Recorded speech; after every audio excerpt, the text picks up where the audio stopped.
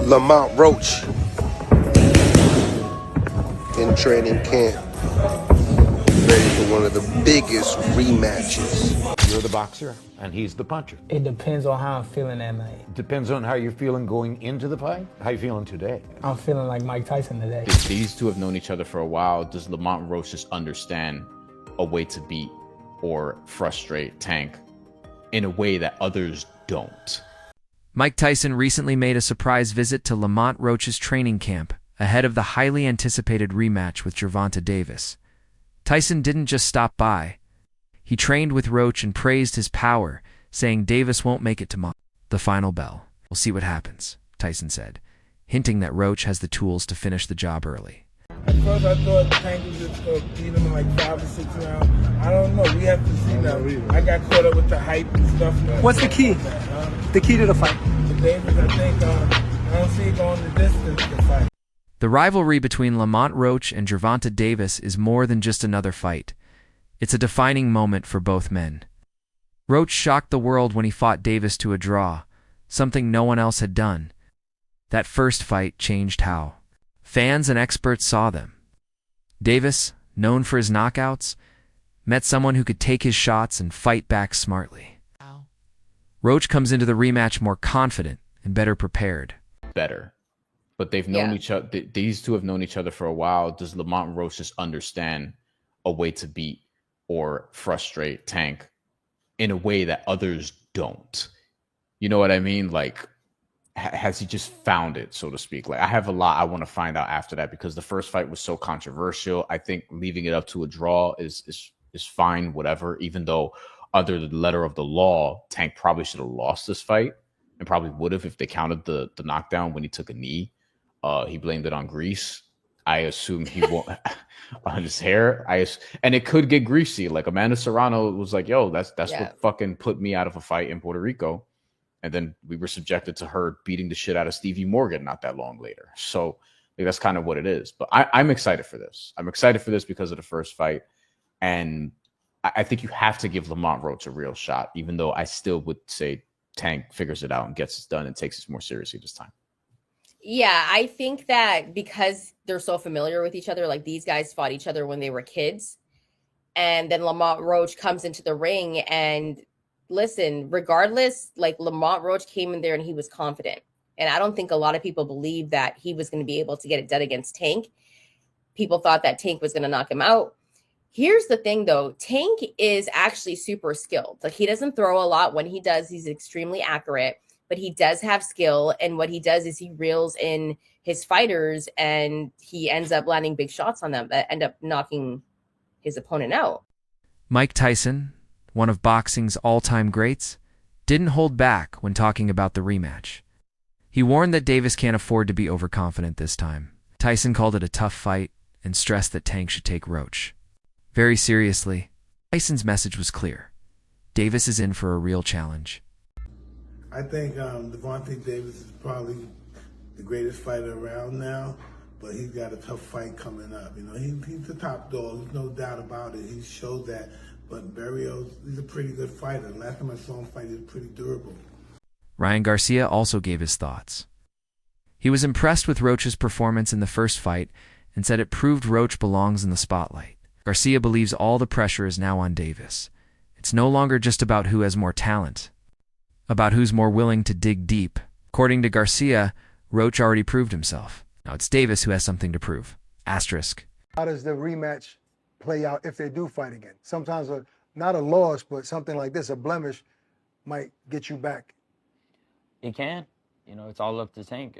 It's all about how he feels internally. I think, for him, it's a lot to do up here too, like all of us. But I think that's what you're going to get from Roach. That's what you're going to get at Roach every time, I think. I think it's up to Tank to see, what type of, how far he could go up. Lamont Roach's camp got a big boost from Mike Tyson's presence. Tyson's training advice helped Roach focus smarter, not just harder. When Roach was asked about his mindset, he said it would all come down to how he feels on fight night. But he added something powerful. He said he feels like Mike Tyson, not in ego, but in fighting spirit.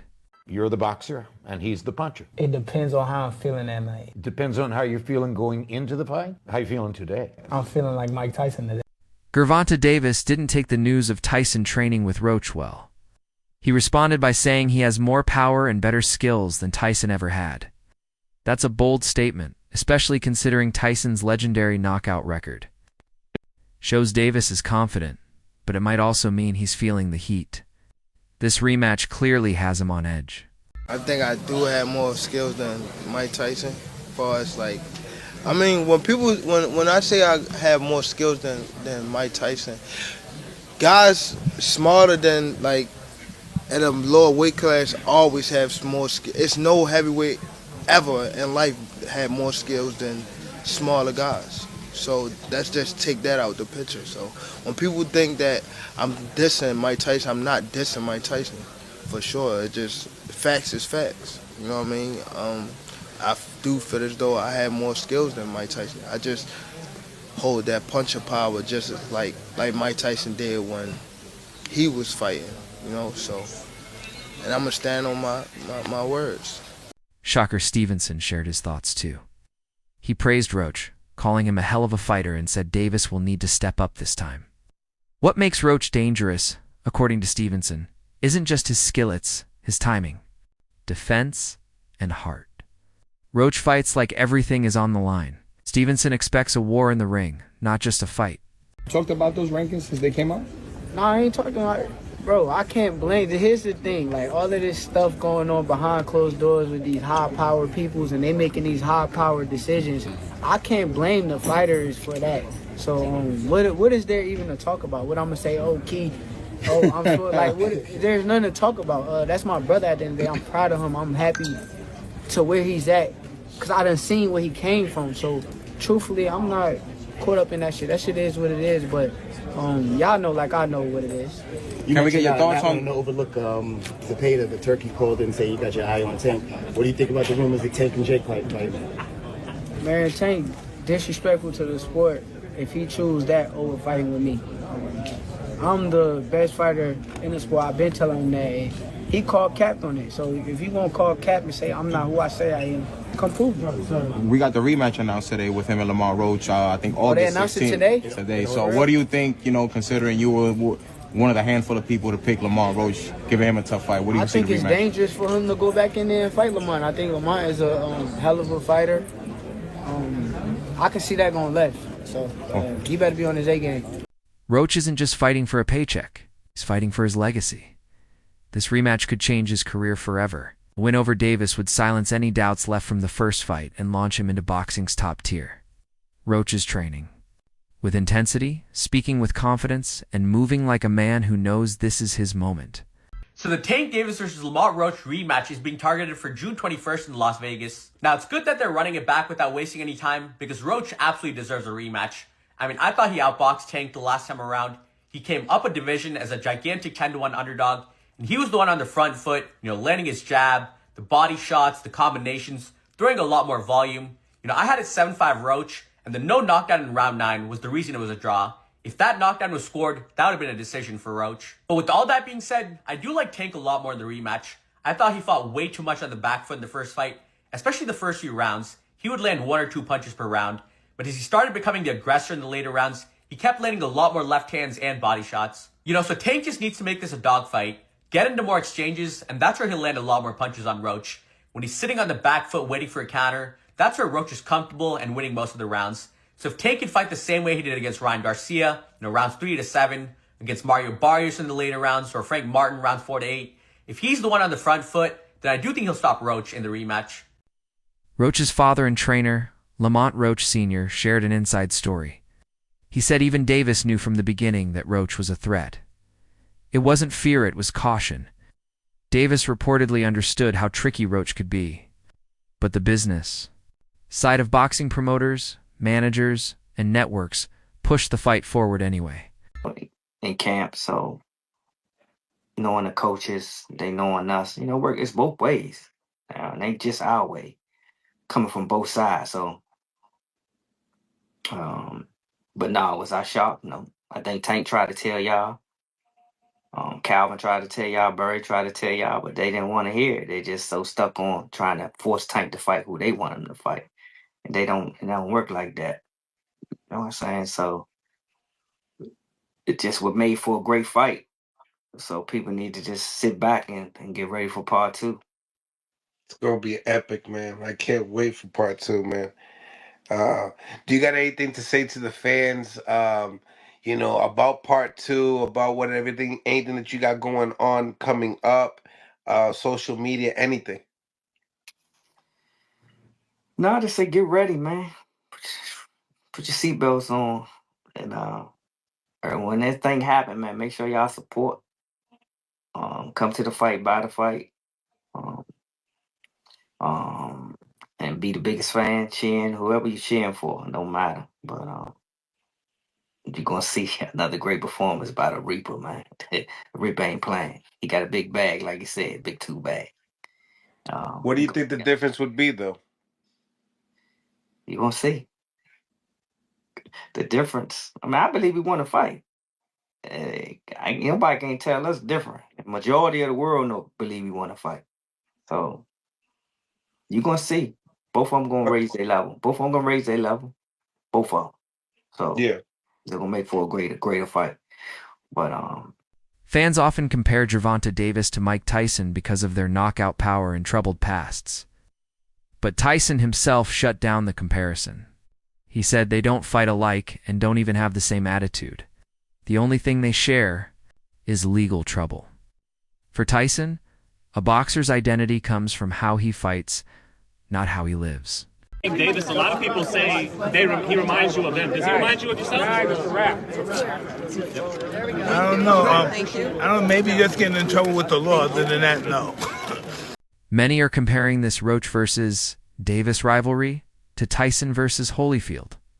In both cases, the feared favorite faced a smart and underrated challenger. Just like Holyfield shocked the world by standing up to Tyson, Roach showed he could handle Davis. It's proof that heart, preparation, and strategy can level the playing field no matter the odds. Face off against one another. One guy was a massive favorite, had taken a loss, and was seen to be too small, right? And I'm talking about Evander Holyfield versus Iron Mike Tyson. Iron Mike Tyson and Evander Holyfield was a major fight. A major fight. But Iron Mike Tyson was viewed as a destroyer. Okay? He was the baddest man on the planet. He was indestructible. The fact that he lost to James Buster Douglas was an anomaly because Mike Tyson wasn't focused and he overlooked James Buster Douglas, who was a 25-1, if I'm not mistaken, underdog. James Buster Douglas was. Right? And Mike Tyson, they were setting up a Mike Tyson showdown with Evander Holyfield. Should Mike Tyson have beaten James Buster Douglas, the next fight for Mike Tyson was going to be Evander Holyfield. Holyfield was in attendance. It took place in Japan, right? And we know Mike Tyson got knocked out in the fight, and Buster Douglas ended up losing his very next fight to Evander Holyfield, right? His title defense to Evander Holyfield. And then Mike Tyson went through legal issues, had a few comeback fights, went to prison, came back, had a few comeback fights. And finally, we got the showdown in November of 1996. And it didn't play out how many people thought it was going to play out. Everybody felt like Evander Holyfield was too small. He was a cruiserweight coming up in weight. He was too small. Now, obviously, he was taller than Mike Tyson. But naturally, he was considered a cruiserweight, 220 pounds, standing at 6'2", 6'3", right? But he was considered a smaller guy, muscular frame, but a smaller guy. Mike Tyson was 225, 5'11", but we know Mike Tyson fought big guys his entire career and was a heavyweight his entire career, right, as a professional. And so with that said, everybody looked at this situation with Buster Douglas